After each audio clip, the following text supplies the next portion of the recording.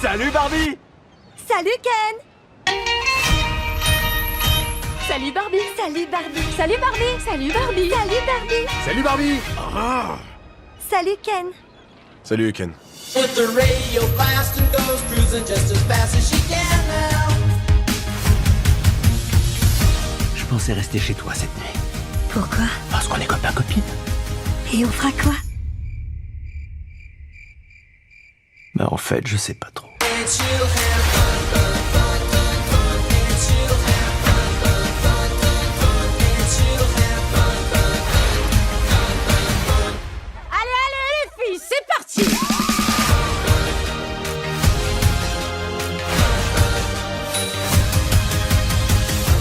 She'll have, and she'll have fun, fun. Mais qu'est-ce que tu fais là? Je viens avec toi. Est-ce que tu as pris tes rollers? Je ne sors jamais sans, voyons, c'est un principe. Bonjour tout le monde, j'espère que vous allez bien et je vous souhaite la bienvenue dans une nouvelle vidéo de la tuto rentrée de janvier. Aujourd'hui on va parler d'anatomie petit bassin et plus précisément de l'appareil génital masculin ou encore AGM.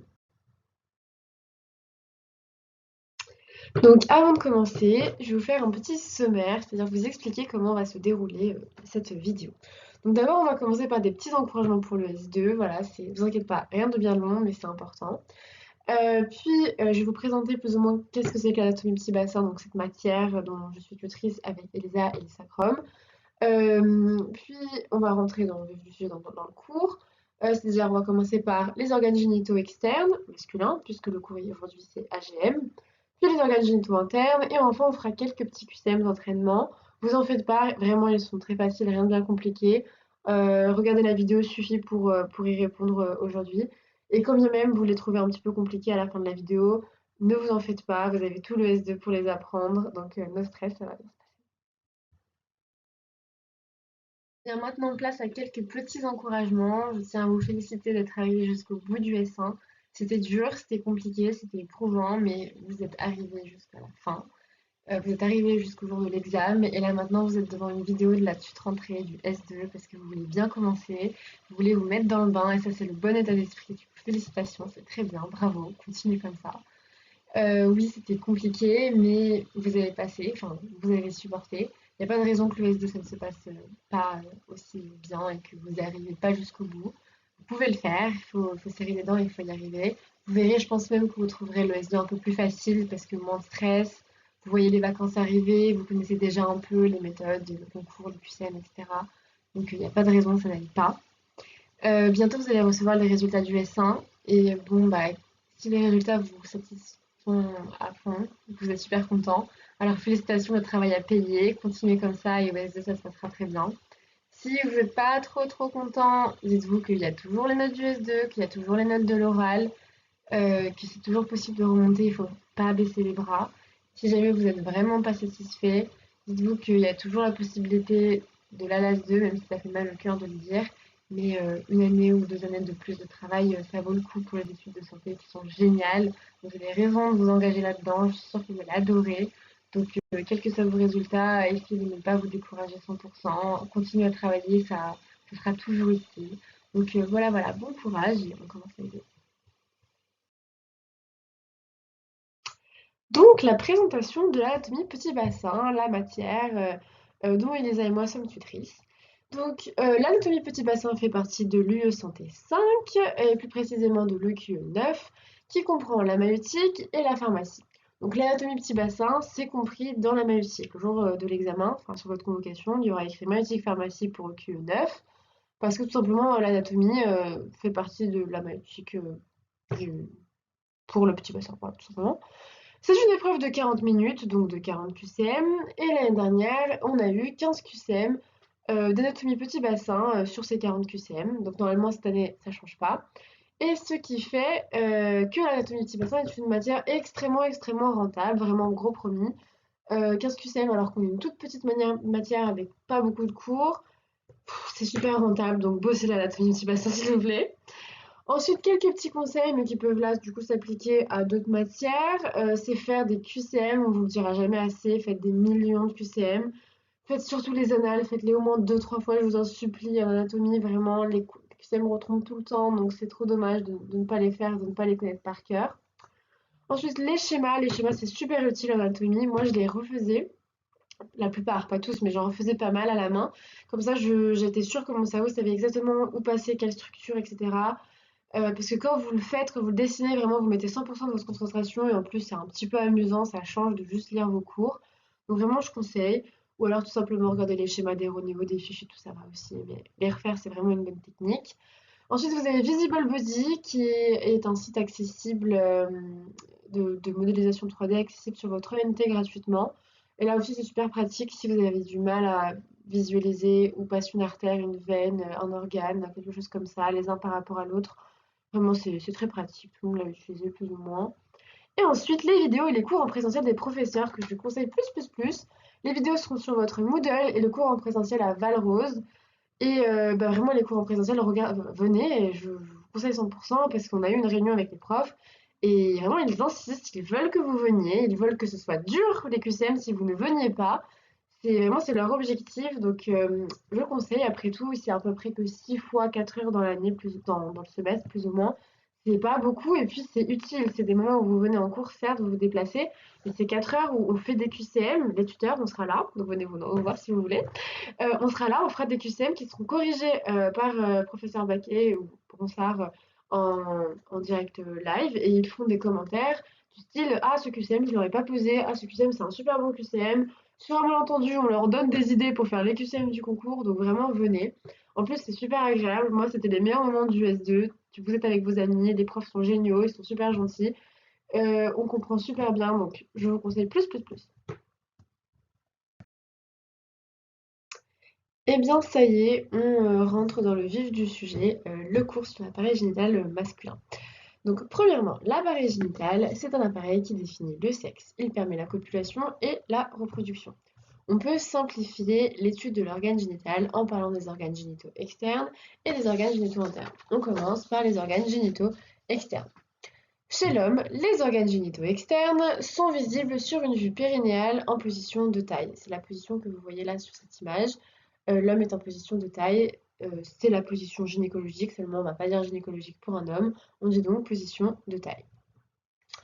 Nous observons la verge qui est prolongée par le prépuce qui est une peau qui recouvre le gland et qui s'insère au niveau du sillon balano-prépucial.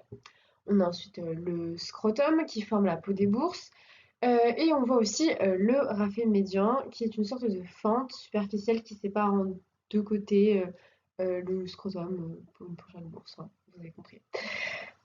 Ensuite, on peut décrire la verge avec ses différentes faces lorsqu'elle est en érection en position de taille. Donc on voit la face ventrale, c'est la face que vous voyez sur cette image, qui est la face antérieure en érection. Et la face dorsale, qu'on ne voit pas, qui est de l'autre côté là, de l'image, qui est la face donc postérieure, dorsale en érection. Il faut faire très attention, ça peut être un piège. La face ventrale en érection n'est pas la face la plus proche du ventre. Parce que là, sur cette photo, vous pouvez vous faire une image, vous pouvez vous imaginer que la face ventrale, c'est celle qui est la plus proche du ventre du monsieur, mais pas du tout. Celle qu'on ne voit pas, celle qui est derrière, c'est la face dorsale, face postérieure, et celle qu'on voit, c'est la face antérieure, face ventrale. Et donc voilà, c'est comme sur le cours d'introduction d'anatomie que vous avez. Et bien là, ventrale égale antérieure et dorsale égale postérieure. On continue avec un schéma des corps érectiles de la verge. La verge est formée par les corps érectiles. Mais qui sont-ils? Eh bien, il s'agit des deux corps caverneux et du corps spongieux. Donc, les corps caverneux, qu'on peut également appeler ischio-caverneux.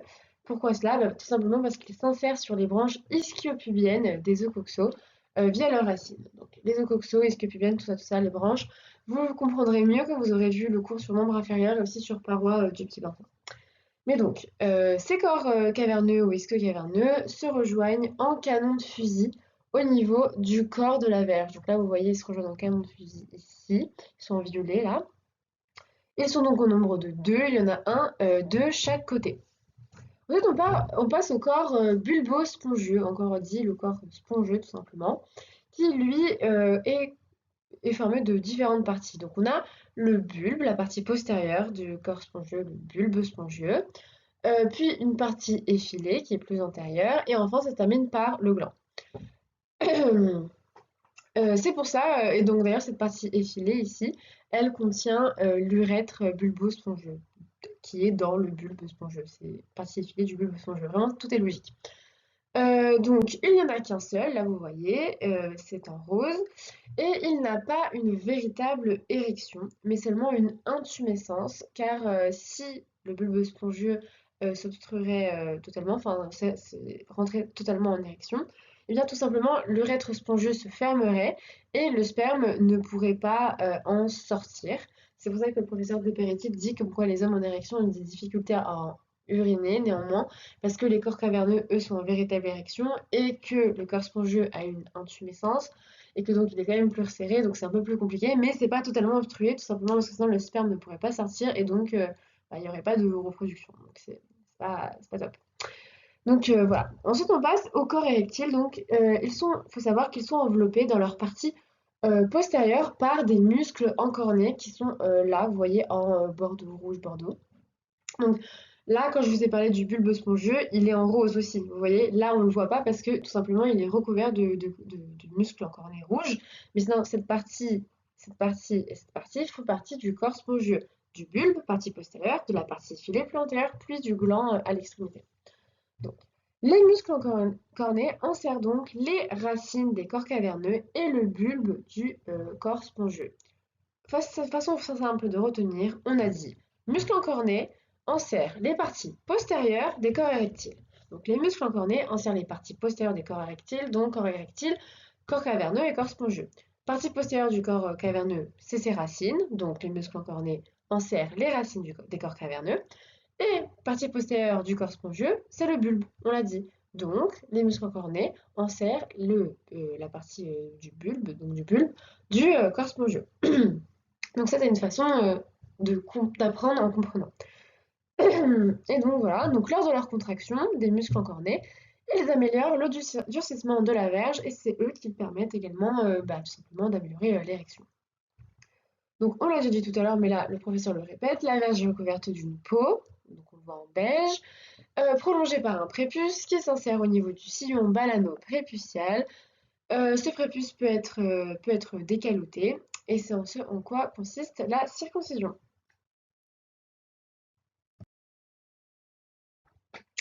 À propos de la section de la verge. Ici, sur ce schéma, on aperçoit la section de l'urètre dans le corps spongieux et la section des artères profondes dans les corps caverneux. Donc comment je retenais ça?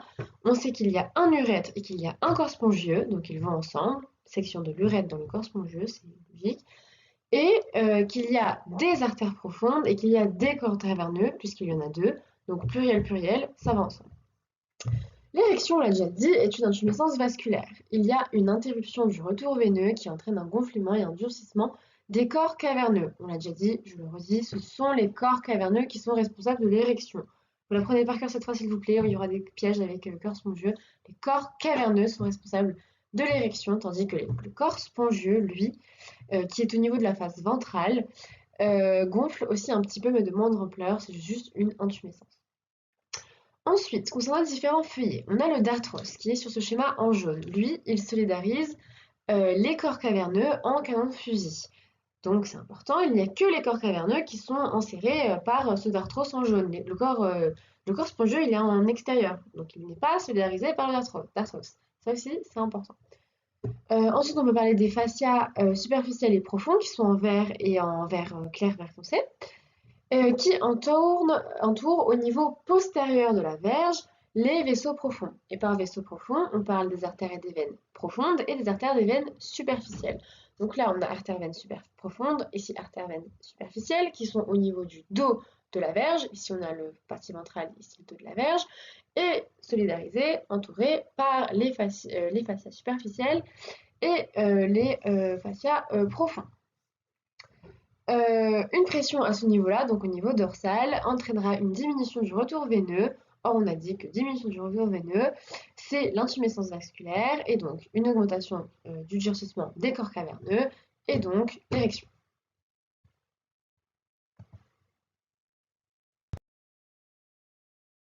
Ça y est, on commence la partie sur les organes génitaux internes.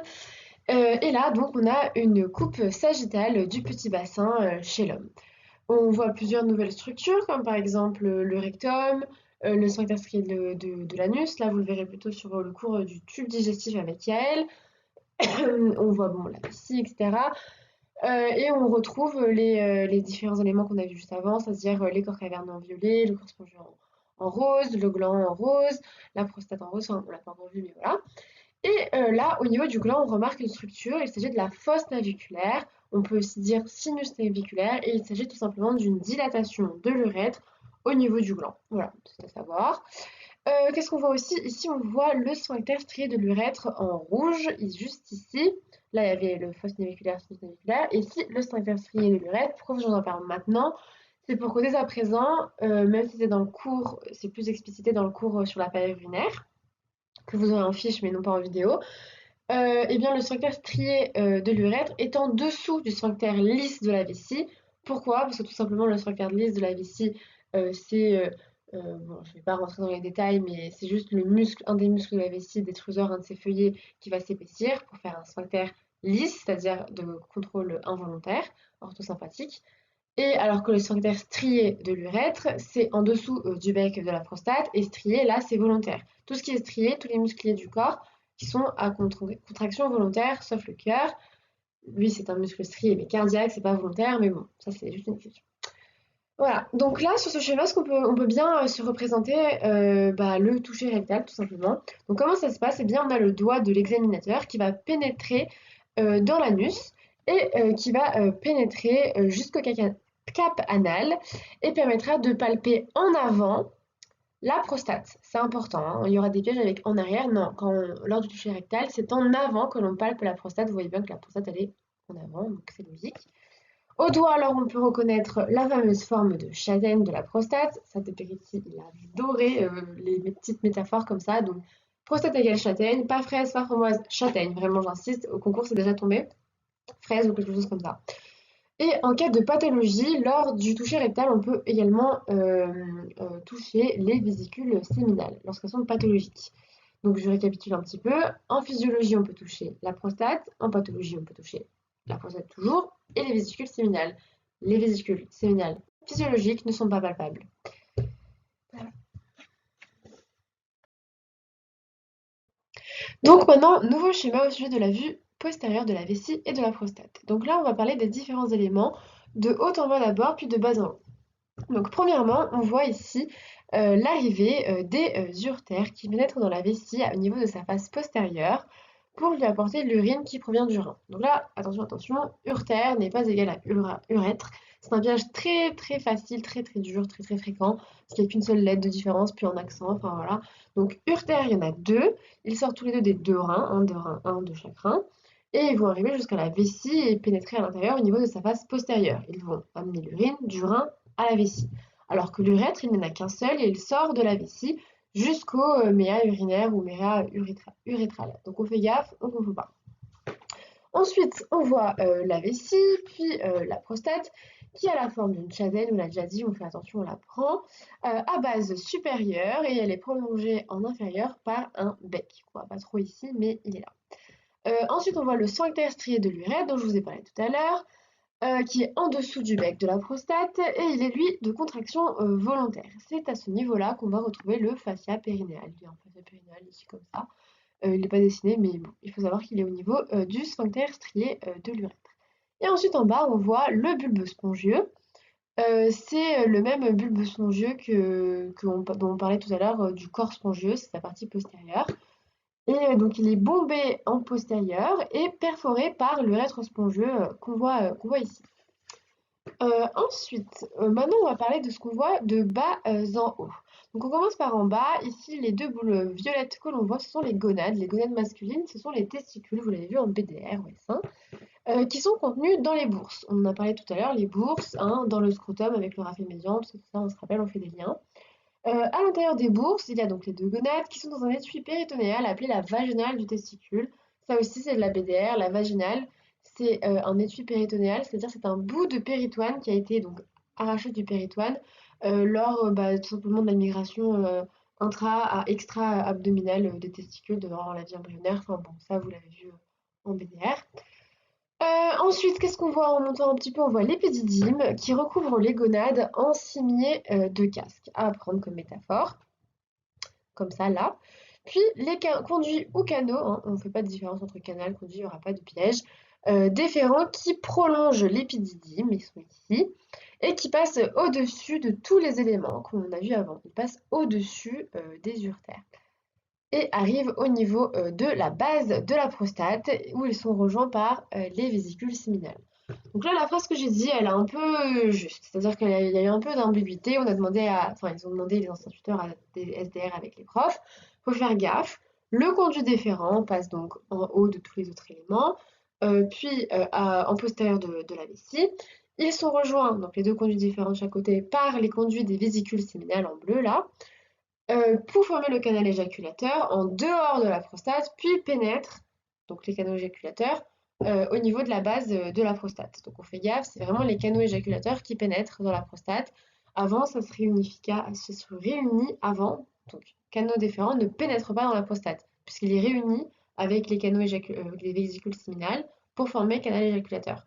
Alors, j'espère que c'est clair. De toute façon, on va le répéter 150 fois dans le cours, c'est vraiment, je pense, le plus gros piège que tu peux tomber sur ce cours, c'est cette histoire du canal éjaculateur. Enfin, bon, voilà. Et donc là, donc on continue. Donc on voit les vésicules séminales qui accumulent le sperme entre les éjaculations. Ces glandes séminales ont la forme d'une massue d'Hercule avec un manche. Oui, on apprend ça. Et ensuite, on a donc les canaux éjaculateurs qui pénètrent dans la prostate au niveau de sa base. Ils sont chacun formés de la réunion des conduits des glandes séminales et des conduits déférents. Donc, un canal déférent droit plus canal conduit des vésicules séminales droit donne un canal éjaculateur droit. Et ensuite, canal déférent gauche plus conduit des vésicules séminales gauche donne le canal éjaculateur gauche. Maintenant, on va rajouter quelques petites infos qui sont au programme, hein, d'accord, c'est dans la vidéo du prof, mais qui n'ont pas vraiment de partie juste sur les précédents éléments. On va en rajouter quelques-unes. Ça se répète un peu, mais ça veut dire que c'est important. Donc, la gonade masculine est formée par le testicule. Chacun est recouvert en cimé de casque par l'épididyme qui se prolonge par le canal déférent. Donc là, on l'a déjà vu. Le testicule, la gonade, cimé de casque, l'épididyme prolongé par le conduit déférent. Et comme il dit cimé de casque, je me suis dit que je vais vous mettre l'image d'un casque pour que vous compreniez bien. Ça, le casque en lui-même, doré, tout ça, c'est le testicule. Coiffé en cimé de casque, c'est l'épididyme, c'est ça. Et ensuite, la petite queue de cheval, là-bas, c'est le canal déférent. Donc, le testicule, c'est bien de noter que s'il s'agit d'une glande amphicrine. Amphicrine, ça veut dire quoi? Ça veut dire qu'elle est exocrine et endocrine. Endocrine, pourquoi? Parce qu'elle permet la sécrétion, le testicule permet la sécrétion d'hormones, et exocrine parce qu'il permet la sécrétion de spermatozoïdes, qui sont donc les gamètes mâles. Donc, le canal déférent dont on a parlé, juste là, enfin plutôt ici, il a une sensation de corde de fouet au toucher, c'est de petit dit, et on peut le faire rouler sur la pulpe des doigts. Bon, à savoir. Il va pénétrer dans le cordon. Le cordon, c'est quoi? Eh bien, le cordon, le professeur le décrit comme l'espace entre la vessie et l'abouchement des uretères. C'est-à-dire que cet espace-là où passe le canal déférent, c'est le cordon. Et donc, passer ensuite à la face postérieure de la vessie. Donc là, c'est important, postérieur. Vous voyez cette image, il faut que dans votre tête, ce soit gravé que c'est postérieur et que donc tout ce que vous voyez, si vous le voyez là en avant de la vessie, c'est parce on regarde le mec par derrière. Donc forcément, c'est en face postérieure de la vessie que le canal déférent passe. Donc, on l'a déjà dit, il est rejoint par les conduits des vésicules séminales pour former le canal éjaculateur. Le professeur refait un récap. Un conduit déférent plus un conduit des vésicules séminales égale un canal éjaculateur, conduit canal. Il faut faire attention, on le répète, les deux canaux éjaculateurs se forment en dehors de la prostate. Ils pénètrent ensuite dans la prostate au niveau de sa base supérieure, cheminent à l'intérieur, puis pénètrent l'urètre prostatique au niveau du culiculus spermatique. On revoit ça juste après le terme de culiculus.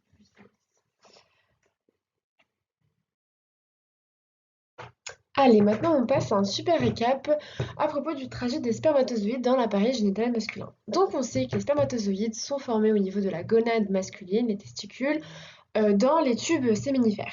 Ensuite, ils vont passer dans l'épididyme, puis monter à travers le canal déférent, passer à la face postérieure de la vessie et aller dans le conduit éjaculateur pour une partie, et ensuite rejoindre l'urètre prostatique pour être éjaculé. Mais une partie va passer dans le conduit de la glande séminale pour être stockée dans la glande séminale entre les éjaculations, pour ensuite pouvoir être déstockée lorsqu'il y en a besoin. Donc là maintenant il faut qu'on fasse attention parce qu'on parle de pas mal de réunions dans ce cours de conduit de canaux. Donc il faut faire gaffe, je le répète encore une fois, désolée. La réunion entre le conduit déférent et le conduit des glandes séminales va former le canal éjaculateur hors de la prostate, alors que la réunion entre le canal éjaculateur et l'urètre prostatique va se faire dans la prostate au niveau du culiculus spermatique, à ce niveau-là. Donc là, il faut faire attention hors ou dans la prostate selon les réunions. Maintenant, on va parler de quelques petites glandes. Donc, l'urètre, dans son ensemble, présente des orifices. Et dans ces orifices, il y a des glandes urétrales. Urétrales, pas urétérales, urétrales, dans l'urètre, enfin, aux orifices de l'urètre. Mais il y a aussi deux autres petites glandes qu'on appelle les glandes bulbo-urétérales, qu'on voit ici. Et elles se trouvent au niveau de l'urètre bulbaire. L'urètre bulbaire, que des fois le prof appelle urètre spongieux par un peu un peu de langage, parce que urètre spongieux, c'est quoi? Le spongieux, c'est dans le corps spongieux. Le corps spongieux, c'est donc le bulbe, la partie effilée au niveau du pénis et le gland. Donc, ça veut dire quoi? Ça veut dire comme quoi l'urètre spongieux, c'est égal à l'urètre bulbaire plus l'urètre pénien, du pénis. Et là, le prof, il dit un peu les deux pour les mêmes, mais donc on retient que les glandes bulbo-urétérales sont au niveau de l'urètre bulbaire. Si à spongieux, on ne met pas faux, c'est pas un piège, mais pour être pointilleux, c'est urètre bulbaire. Moi, je ne ferai pas de piège là-dessus. Et donc, ces glandes bulbo-urétrales entraînent un écoulement liquidien qui prépare le passage du sperme lors de l'éjaculation, permettant ainsi la lubrification de l'appareil génital. Maintenant, on a une toute petite diapo toute mignonne à propos de la prostate en vue antérieure. Donc, on va parler un peu. Donc, la prostate, c'est quoi? C'est un organe qui est glandulaire, une glande, et un organe musculaire, un muscle. Elle a la forme d'une châtaigne à base supérieure et à bec inférieur, avec un petit bout pointu. Voilà, c'est important de l'apprendre, la morphologie de la prostate. L'urètre va y pénétrer. Et dès qu'il y pénètre en sortant de la vessie, il devient l'urètre prostatique. Puis il en ressort pour entrer dans le sphincter strié, qui est à ce niveau-là, en rouge dont on a parlé tout à l'heure, et prend le nom d'urètre membraneux au niveau de ce sphincter strié. Parce que rappelez-vous, au niveau du sphincter strié, il y a le fascia périnéal, donc c'est pour ça qu'on dit membraneux. Et ensuite, il va devenir l'urètre spongieux dès sa pénétration dans le bulbe qui fait partie du corps spongieux. Donc sur ce schéma, on voit également les canaux déférents qui sont rejoints par les conduits des vésicules séminales pour former le canal éjaculateur qui pénètre au niveau de la base supérieure de la prostate. C'est à apprendre par cœur, ça. Et donc là, on a un petit récap de différentes portions de l'urètre. Urètre prostatique, entrée dans la prostate dès la sortie de la vessie. Urètre membraneux ou membranacé, sortie de la prostate et entrée dans le sphincter strié qui est à ce niveau-là de l'urètre. Et urètre spongieux, entrée dans le bulbe spongieux. Voilà, c'est tout simple. Maintenant, on passe à la coupe antéro-postérieure de la prostate. Donc, antéro-postérieure, ce qu'on veut dire, c'est sagittale de profil sur le côté. On coupe la prostate en sagittale. Là, on peut séparer la prostate en deux parties par rapport à en avant ou en arrière de l'urètre prostatique. Là, j'ai mis une barre bleue pour que vous puissiez délimiter la partie antérieure de la partie postérieure. L'isthme de la prostate correspond à la partie antérieure de la prostate. Cette partie antérieure est parcourue par la fente prostatique qui est verticale et médiane. Qu'est-ce que ça veut dire? Ça veut dire que tout simplement la face antérieure de la prostate n'est pas lisse. Elle a une fente, une crevasse qui est verticale et qui est médiane, c'est-à-dire tout simplement au milieu. Ensuite, dans la partie postérieure de la prostate, on voit l'utricule prostatique. Qu'est-ce que c'est? Eh bien, c'est une dilatation, un vestige mullérien. Certains l'appellent le vagin de la prostate car il a la même origine embryologique que le vagin de la femme. Ensuite, on peut délimiter la prostate aussi en une partie crâniale et caudale, et cela par rapport à l'utricule prostatique qu'on a vu juste là. Et donc là, c'est la ligne rouge que je vous ai dessinée ici. Ces deux parties de la prostate, c'est important de les connaître parce qu'elles ne sont pas touchées par les mêmes pathologies. En effet, la partie crâniale est touchée par les adénomes prostatiques, c'est-à-dire qu'il y a une hypertrophie crâniale de la prostate causée par l'adénome et qui va entraîner une excroissance de la prostate à l'intérieur de la vessie. Elle obstrue donc les voies urinaires assez rapidement. Les adénomes prostatiques donnent donc rapidement des troubles urinaires. Alors que la partie caudale, elle est touchée par les cancers de la prostate et donnera donc des troubles urinaires beaucoup plus tardifs parce que le temps que ça monte vers la vessie, c'est plus tardif. Bon voilà, un super petit tableau récap. Partie antérieure de la prostate, le nom, ça s'appelle l'isthme, elle est parcourue par la fente prostatique. Dans la partie postérieure de la prostate, on voit et se trouve l'utricule prostatique. Entre les deux, qu'est-ce qui sépare antérieur de postérieur? C'est un repère, c'est l'urètre prostatique. Et ensuite, on a la partie crâniale de la prostate touchée par les adénomes prostatiques donnant des troubles urinaires rapidement. Et la partie caudale de la prostate touchée par les cancers, les deux étant séparés, enfin délimités, par l'utricule prostatique. On arrive à la dernière coupe du cours, donc courage, c'est bientôt fini. Il s'agit de la coupe frontale de la prostate. Donc, c'est-à-dire c'est pas une vue antérieure, c'est pour ça qu'on voit l'urètre, c'est parce qu'on a pris la prostate, on a coupé en deux en coupe frontale, et donc on a sectionné l'urètre. Donc on voit que cette urètre prostatique présente une dilatation à l'intérieur de la prostate qu'on appelle sinus prostatique. Et à la partie postérieure de ce sinus, on retrouve une petite surélévation vers l'avant, le colliculus spermatique, c'est celui dont on a parlé avant. Donc là, on a la dilatation de l'urètre, donc le sinus prostatique, et là, ça va être la partie postérieure de ce sinus qui va être surélevée vers l'avant, comme ça. Donc là, c'est le colliculus spermatique. En haut du colliculus spermatique, on a l'ouverture, l'abouchement de l'utricule prostatique, dont on a parlé tout à l'heure, c'est le vestige mullérien. Et en bas du colliculus spermatique, on a les ouvertures-abouchements des deux canaux éjaculateurs.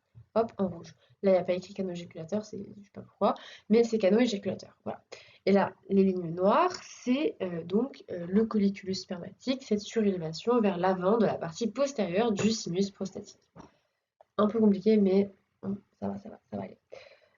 Donc, pour bien comprendre pourquoi il y a tout ça, vous avez qu'à imaginer qu'en fait, c'est une espèce de boule, la dilatation de l'urètre, cette sinus prostatique, puis il y a l'abouchement de l'utricule et des deux canaux éjaculateurs en postérieur, qui vont un peu pousser, comme ça, vers l'avant, la partie postérieure de ce sinus, pour former le colliculus spermatique. Et donc, avant l'éjaculation, le sperme va s'accumuler au niveau de l'utricule prostatique ici. Sinon, pour ne pas s'embrouiller et pour se rappeler comme quoi l'utricule prostatique est en haut du colliculus spermatique et que les canaux éjaculateurs en bas, on imagine une pyramide. En haut, il n'y a qu'un sommet, donc il n'y a qu'un seul truc. Et donc le seul truc qui est unique, c'est l'utricule prostatique. Alors qu'en bas, il y a deux côtés du triangle, enfin les deux sommets du triangle. Et donc forcément, c'est les deux canaux éjaculateurs. Donc maintenant, on va parler un petit peu du système nerveux vite fait, bien fait. Donc au moment de l'éjaculation, on va avoir différents influx du système nerveux autonome qui vont avoir différents effets. Donc on a un influx orthosympathique qui va entraîner une contraction du sphincter lisse de la vessie dont je vous ai parlé tout à l'heure. Donc cet épaississement du muscle détruseur d'un de ses feuillets qui va former le sphincter lisse de la vessie, c'est l'influx orthosympathique qui va permettre de se contracter, de se fermer. Puis aussi d'un influx parasympathique qui va permettre la contraction des vésicules séminales et de la prostate. Et donc là aussi qui permettent l'éjaculation. Mais il va y avoir certaines pathologies.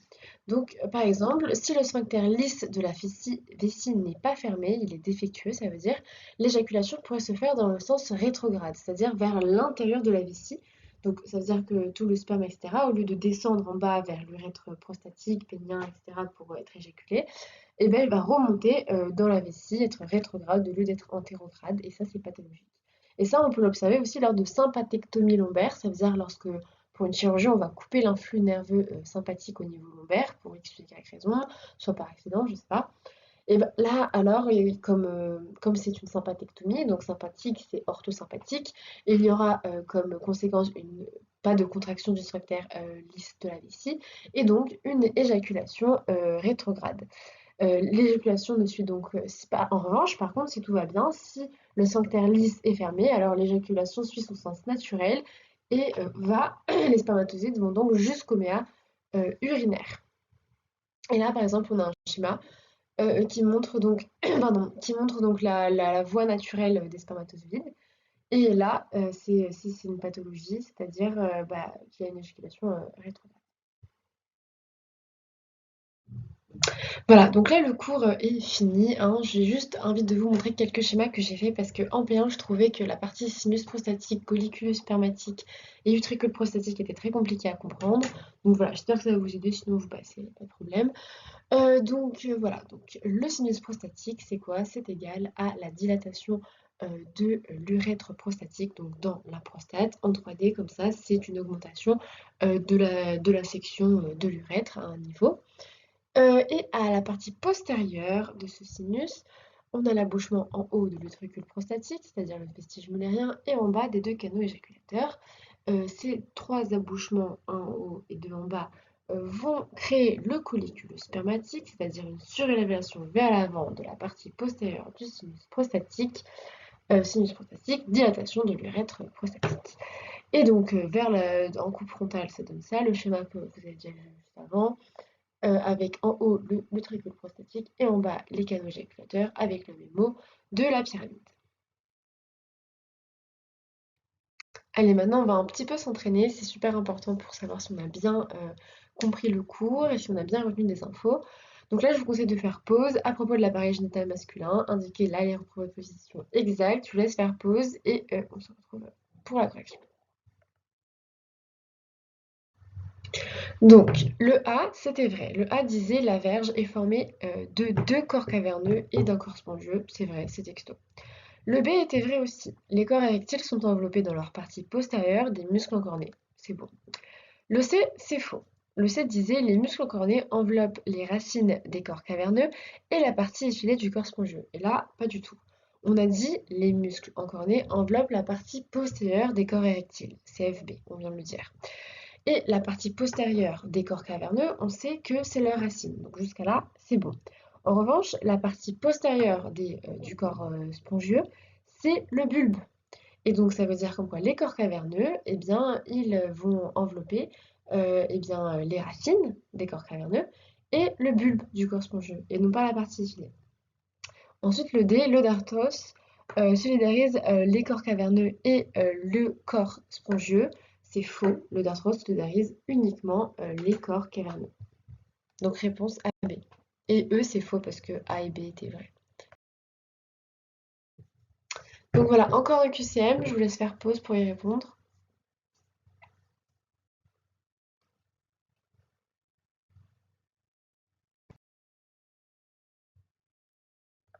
Donc la réponse c'était E parce que la A était fausse. La A disait lors du toucher rectal en conditions physiologiques, l'examinateur peut palper la prostate en forme de châtaigne, ça c'est vrai, à base supérieure c'est vrai, et bec inférieur c'est vrai, en avant, la prostate elle se palpe en avant, ainsi que les vésicules séminales. Et là c'est faux. Là c'est un peu méchant, c'est long, etc. Mais il faut bien faire attention. En conditions physiologiques, on peut palper la prostate, mais on ne palpe pas les vésicules séminales qui sont palpables uniquement en conditions pathologiques. B. Le conduit éjaculateur est formé de la réunion d'un canal déférent et de l'urètre prostatique. Pas du tout, ça je l'ai répété 50 fois dans la vidéo. Le canal éjaculateur, c'est formé d'un canal déférent et d'un conduit des vésicules séminales. C. Le conduit éjaculateur se forme à l'intérieur de la prostate, ça aussi j'ai dit 50 fois. Non, à l'extérieur de la prostate, en dehors, en haut de sa base. D, au niveau du colliculus spermatique, on a en haut l'abouchement des deux canaux éjaculateurs et en bas l'abouchement de l'utricule prostatique. C'est faux, c'est l'inverse. En haut, utricule prostatique et en bas les deux canaux éjaculateurs. On se rappelle la pyramide, s'il vous plaît, vraiment c'est trop utile. Et du coup, la E est vraie puisque tout était faux. Donc en anatomie, si vous voyez quelque chose qui écrit, si vous voyez beaucoup de réponses E au concours. Vraiment, vous n'hésitez pas à mettre E. Les professeurs aiment vraiment bien ça en ANAT. Quand vous ferez les annales, vous serez étonné du nombre de E qu'il y a dans les réponses. Donc vraiment, vous en faites pas pour ça. Et voilà, c'est déjà la fin de ce cours. J'espère que vous avez quand même pris un petit moment agréable. J'ai essayé d'expliquer du mieux que je pouvais ce cours. L'anatomie, c'est pas compliqué, vraiment, c'est juste de la visualisation, du par cœur, de la compréhension. Mais vraiment, plus vous allez voir les cours, plus ça va vous sembler facile et plus vous allez aimer. Voilà, donc je vous souhaite vraiment bon courage. Si vous avez des questions, vous n'hésitez pas d'aller sur le forum. On est là pour ça. Vous allez notre centre de téléchargement, voir les fiches, les DM, etc., etc. Venez aux examens blancs, vous faites les séances suite, faites les annales, bien sûr, et voilà, posez des questions sur le tweet si vous en avez besoin. Et je vous souhaite bon courage pour ce SD, vous pouvez le faire. On est passé par là, vous passerez par là et les prochains passeront aussi par là. L'année prochaine, ce sera à vous d'aider les petits P1 et vous verrez, vous pouvez le faire. La P1, c'est pas éternel, on a l'impression, mais non, ça passe et ça passe plus vite qu'on ne le pense. Donc, bon courage, vous pouvez le faire.